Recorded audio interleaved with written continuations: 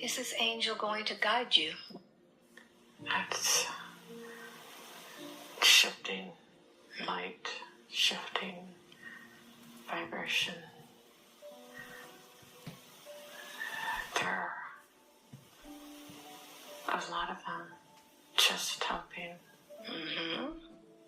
Where do you see these angels? They're actually always there. Mm-hmm. You just don't see them. Mm-hmm. They're in the in-between place? Yes. Mm-hmm.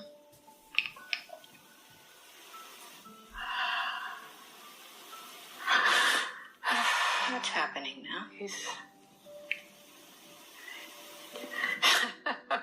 Jesus is laughing at me. He's like, I'm here. Mm-hmm. You need to let go. Just let go. So just take a deep breath in, and as you release that breath, just let go even more. You're safe.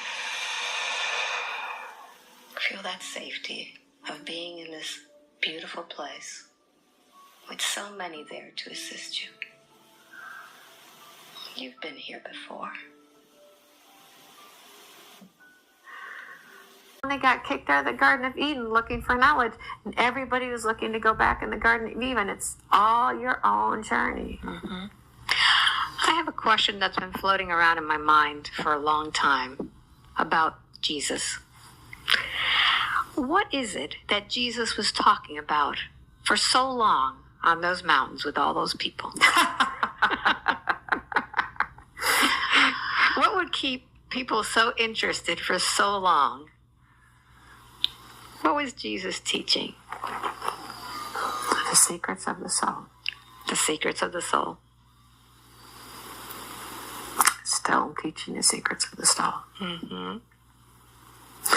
Because it relates to you personally.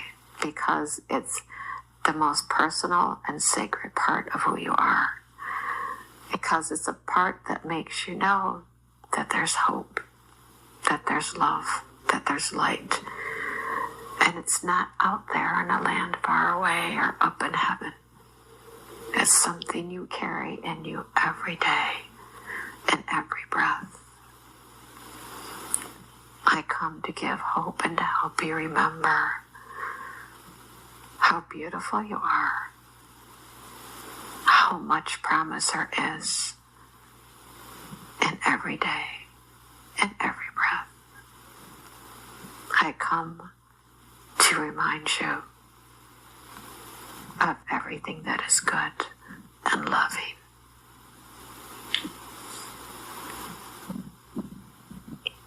Thank you so much for that. Will we continue to be learning about the soul from you? I will always be here from you. Mm-hmm. I am a practical, everyday teacher. So when those think about Jesus, what would be the best way for someone to think about Jesus? What would you like to be known for?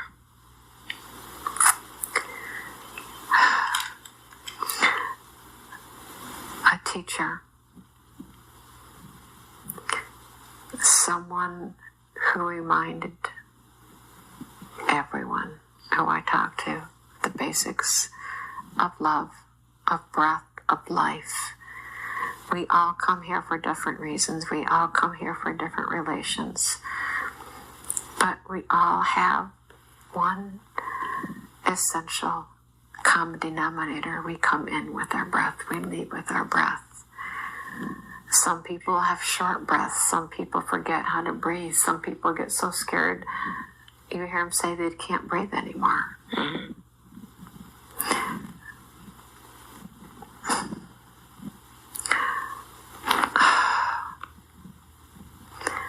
I am at heart a teacher. Some people say I come to teach love, but let's be honest. The core of who we are is love. When you connect with your breath and your higher source and with God and with Jesus or whoever is light, you feel such enormous love. When when you speak with someone who practices love and prayer, you feel such a bright hope. And we all have it. That's why I'm here. We all have this light. We all have this love. We all have this hope. It's here in every breath. And even if every day I just say, just breathe, then that's enough. And it's enough where you are right now. It's part of a cycle, a wave. I always speak of the breath. I always speak of waves. So, the waves began. If you remember, you were on a hill eons and eons ago. At the beginning, when there was vibrational harmony, when people were of the same vibration, people could feel the breath, people could feel the connection with the God force, with the energy. It was interconnected. What happened at that time, and there was a urge, a need, a desire for many to want to expand their knowledge, to expand what is, to experience more. And there was a conscious choice at that time to go beyond the harmony, to go beyond the vibrational convergence, to expand the knowledge, to expand the experience, to expand what is. And so, from that point, the expansion took place, and then the harmony became the yin and the yang, introducing judgment, introducing disharmony, introducing more vibrations. You were on the hill at that point with many other teachers, aware of the change, of the shift. This entity's first thing was, here we go. I'm not coming back. I don't want to be part of this. Your choice was to always come back and to assist. So if you could see on the hill, there are many teachers. Down in the hill, it went on. And what was harmony began to ripple, began to expand. And if you will, the Garden of Eden changed in a search for knowledge, changed in a search for expansion, changed in a search of more of what is. And at that time, everything changed. Judgment came in, yin, yang, just the varied fragments became into existence. Now, the one thing that most people have forgotten, but do remember with part of their essence, is that as the main vibration harmony broke, shattered, expanded, you would see yourself as an expansion. Okay, from this expansion, their waves are going outward, infinity going outward from the expansion, from the reaching out, from the wanting to know. Now these waves that came from the wanting the expansion, the wanting the knowledge, wanting to know more of what it is, wanting to know more of the essence by experiencing what is not of harmony. So, the expansion, the waves coming out, the waves never stopped. The waves never stopped. That is what people are hearing, that's what people are sensing, is that, I don't want to use primordial, but the expansion of wanting more, the expansion of wanting the knowledge, expansion of what is, created those waves. And the waves since that time of diversion have continually been calling us back. So the same waves that expanded are still within the universe, but they, at this point, they are calling us back. And as more and more people begin the journey back, they begin the experience of the waves, they begin sensing the waves. They're like, it's, oh, the waves are coming. The waves have been there. The waves have been there since the beginning of the expansion.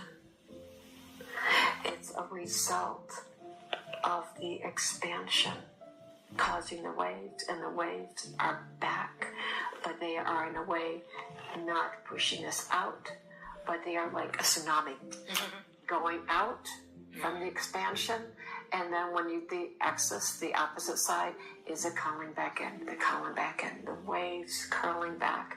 So what we're feeling is not the original expansion, but the calling back of the waves, the calling back, and more people are feeling the waves, they're feeling the intensity of the waves. The waves originated from that moment of reaching for more than what is. And not to tell tales in this entity, but this entity did not want the harmony to stop, but that was the first stop. After the harmony changed was, what have you done? What have you done? And that is the entity that was in this body. And it has spent most of its time on earth in monasteries, in temples, as a priestess on the edge of society. And there are many that are still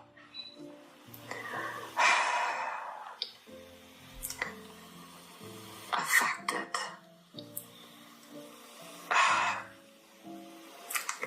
by the original leaving of the harmony. And it is not a judgment, it is just what is. Some people were able to come back to work, to heal. There are some parts of it that went off and expanded in good ways, some ways that expanded in bad, which is the original reason we talk about there is no good, there is no bad. There is real no judgment, because the beginning of harmony, we all were the light, vibration, energy, resonance. And it was in that search to know more of what you are through more of what you are not that it began from that moment. The contrast. The contrast began in search of knowing more of what we are, which is, in the beginning, the light, the source, the harmony of existence. So what do you say to all of those people who are just tired of all this contrast and want to go home? Understand.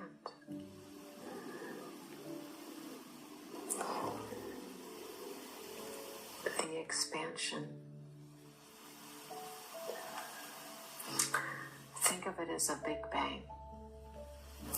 You know, you don't know when you're in that place of peace and you want the experience and you have that big bang. You don't know what the consequences are, what will happen. It's like wanting to always climb the Himalayas, and you finally are climbing it, and it's a lot harder. But this is something that you have always wanted to do in your heart, but it doesn't mean that because it's not worthwhile, that the journey isn't arduous. If it was easy to walk up a mountain, it wouldn't be the same journey. It's the strength and the development and the hardness that develop from the journey. That's what changes us. That's what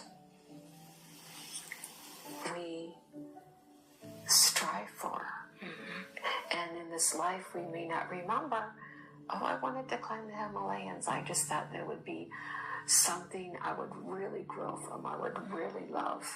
Well, you know what? When you're in the middle of that mountain and you're in a blizzard and you run out of food and there's really not that much air there, you don't want to be there. You want to be at base camp. And you're like, I don't want to be here. I'm not having a good time. My basic needs feel like they're not being met. You know, and that is something that's core right now. A lot of basic needs are not being met. There are a lot of people on the slopes of that mountain and from the journey. That's what changes us. That's what we strive for. And in this life we may not remember, oh, I wanted to climb the Himalayas. I just thought there would be something I would really grow from, I would really love.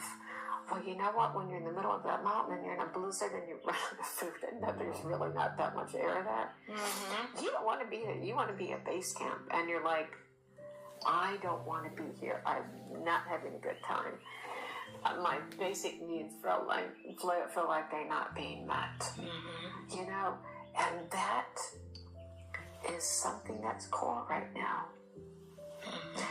A lot of basic needs are not being met. There are a lot of people on the slopes of that mountain in blizzards that have run out of food that feel like they don't even have air.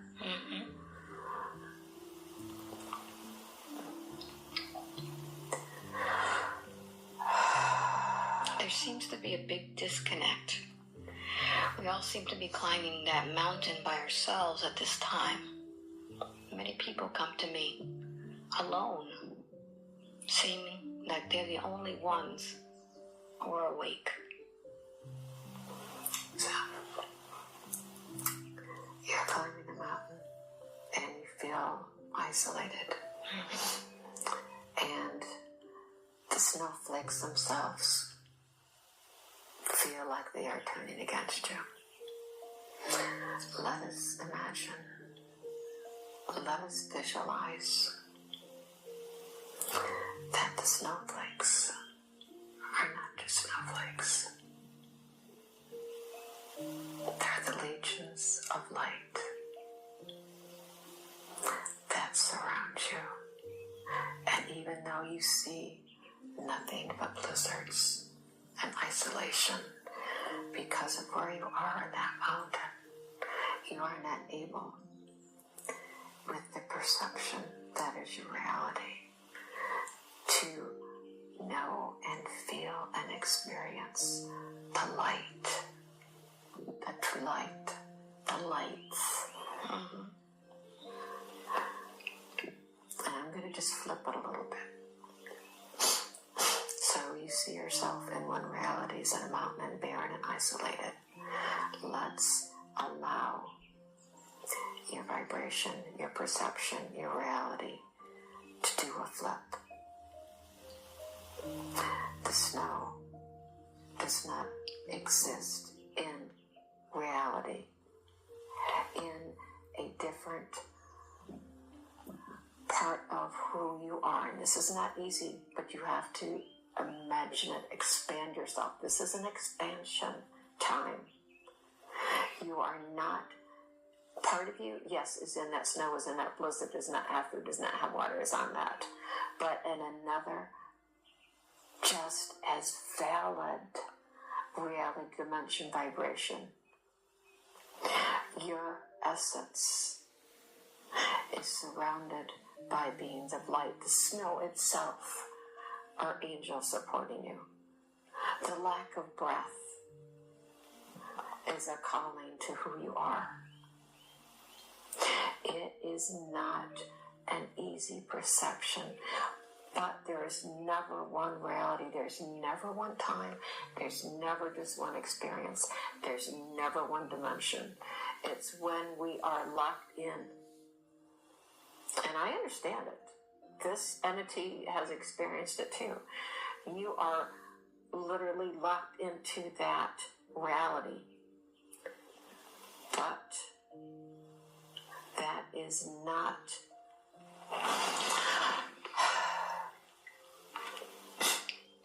if you're in a room and you're just in a room and a monk comes in and he sits down and he chants, and it's one of the chants that the tones break, and in that chanting you literally see the walls begin to vibrate, and you realize that everything you see is really not what you see, and even though you're room and you're in this existence, it literally does not exist, and literally in time and space you are not there, that even the tones themselves are all just fragments of a reality.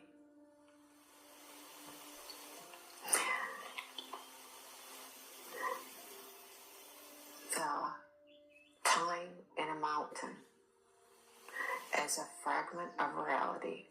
So one fragment of reality is that is just your perception, that it is just a part of time and space. Another part of reality, it is real that you were locked in. Another part of the reality is before you came in, you decided you really need to climb that mountain for your own expansion.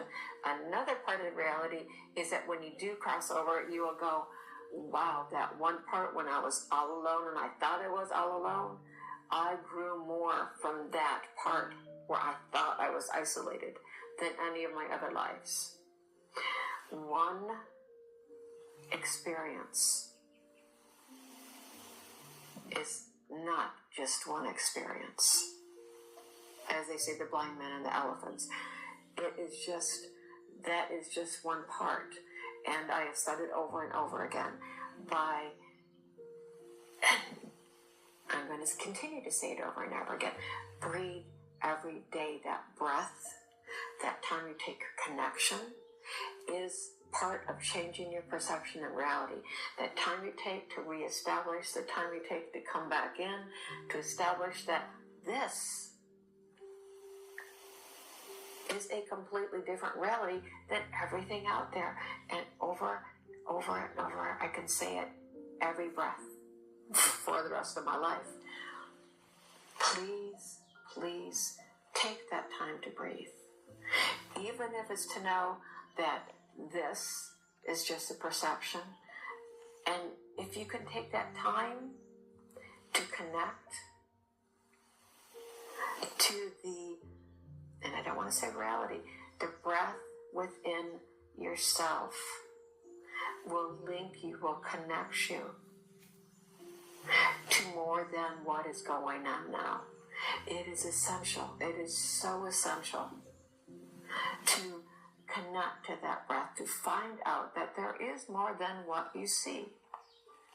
It is essential to go up and connect to the earth and feel the vibration of the earth, and to reestablish that life, essence, energy reconnection.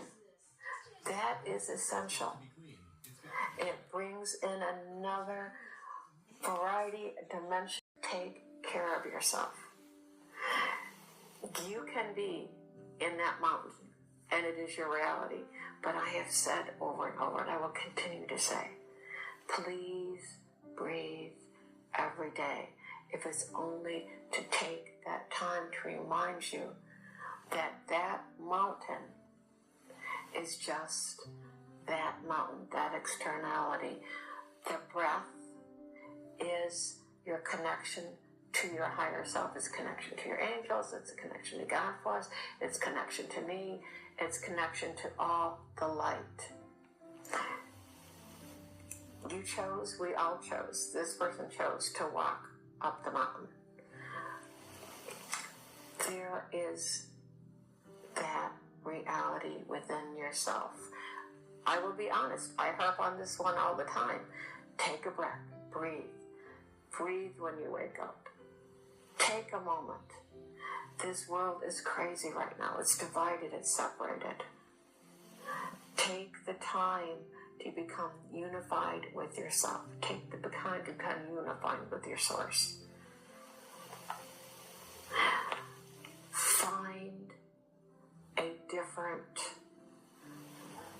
perception than just the mountain. This one is going through the mountain too. And I have said over and over to her every day. Breathe. Stop. I am not discounting any struggle. But like I said, there are varieties part of that struggle. There's never just one easy answer. Just like there's not one perception of who Jesus is. Just like there's not one perception of who any one of us are. As many perceptions and sides of the person that you are is as many different dimensions and perceptions of what you're going through. I am just asking you again to take that time to breathe, to reach beyond where you are in the mountain. Allow your perception to change. Because I will tell you with everything that I know, that those snowflakes are beings in light. That snow that you're walking on are angels supporting you. In this existence, many and many cannot see beyond the one perception of reality, which is why I say, please breathe, please connect, please drink water, please go outside, please put your feet in the ground, please open up to the sky above. Please listen to who your guide is, whether it's Jesus, Buddha, Mother Mary. They are part and intertwined with your journey. You may not hear them, but it doesn't mean we're not here. Just like this being is not aware that I am literally hovering around her.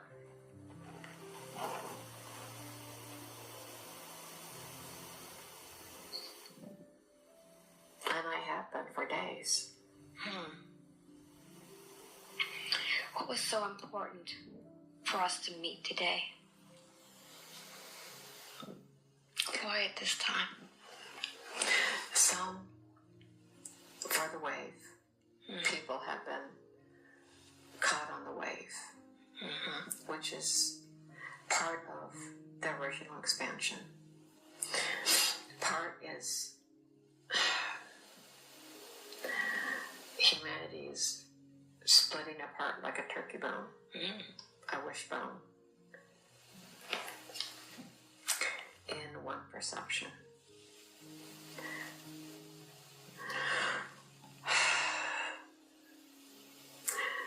There is much anger, diversity, arguing. There is a lot of that out there right now. But, back when I was held in, there was so much diversity between the church and the people.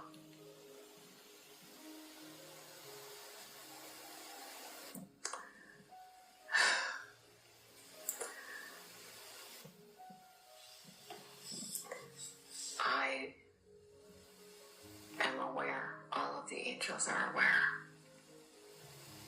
of the disruption, the conflict, the despair that comes with the conflict. It just seems too many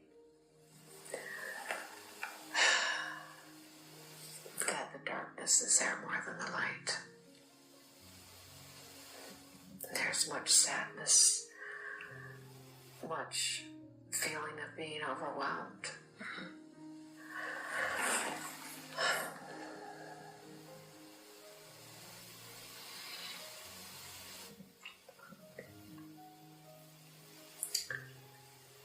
And not to simplify things,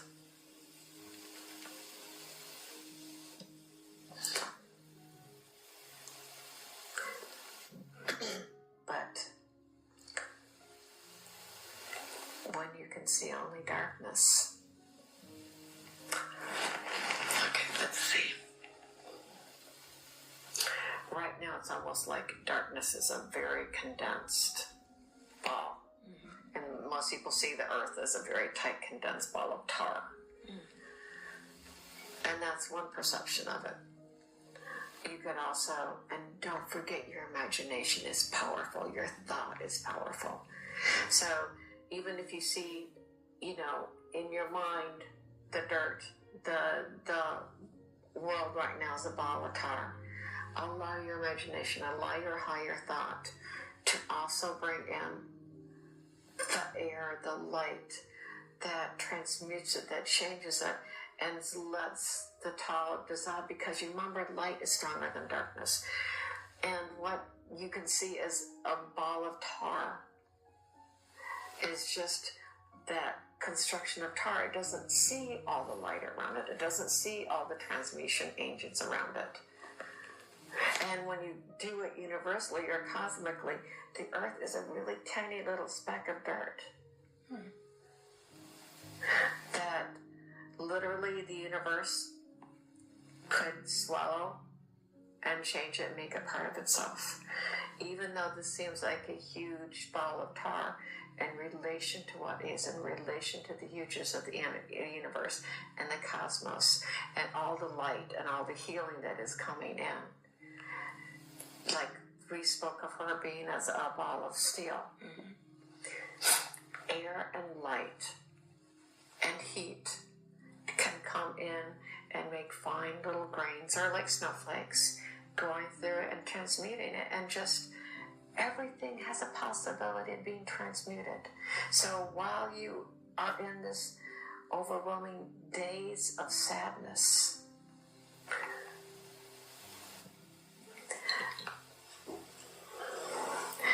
there is like a time in the mountain.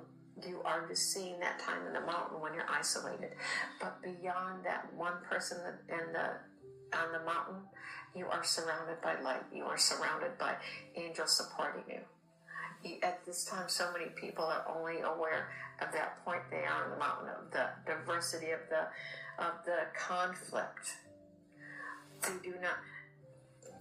They are aware of the conflict that's just eating it and just tearing each other apart, and they don't see that beyond that, around that, surrounding that.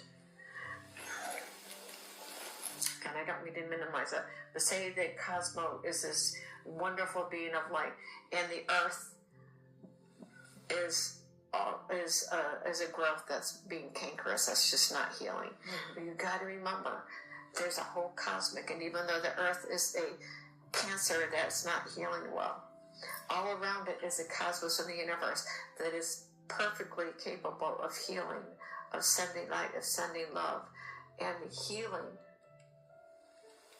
the cancer. Is healing the cancer right there. Mm. So we are, even though we are in the midst of conflict within the universe, we are also in the midst of healing.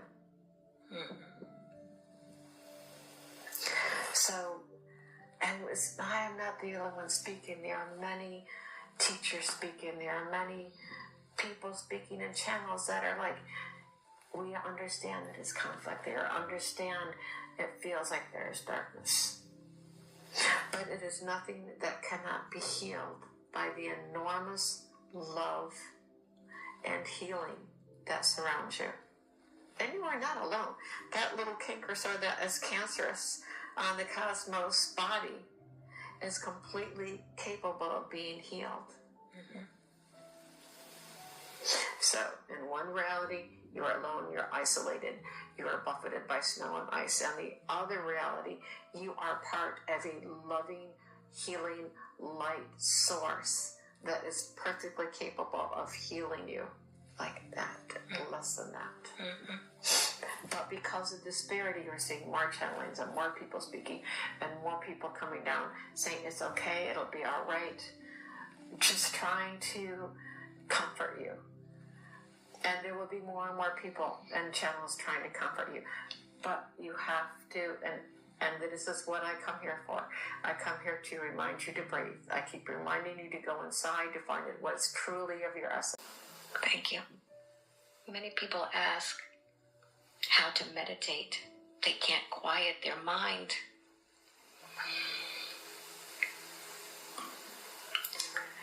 They can't focus. They can't relax. What's happening? If you cannot feel at ease with the breath yet, it is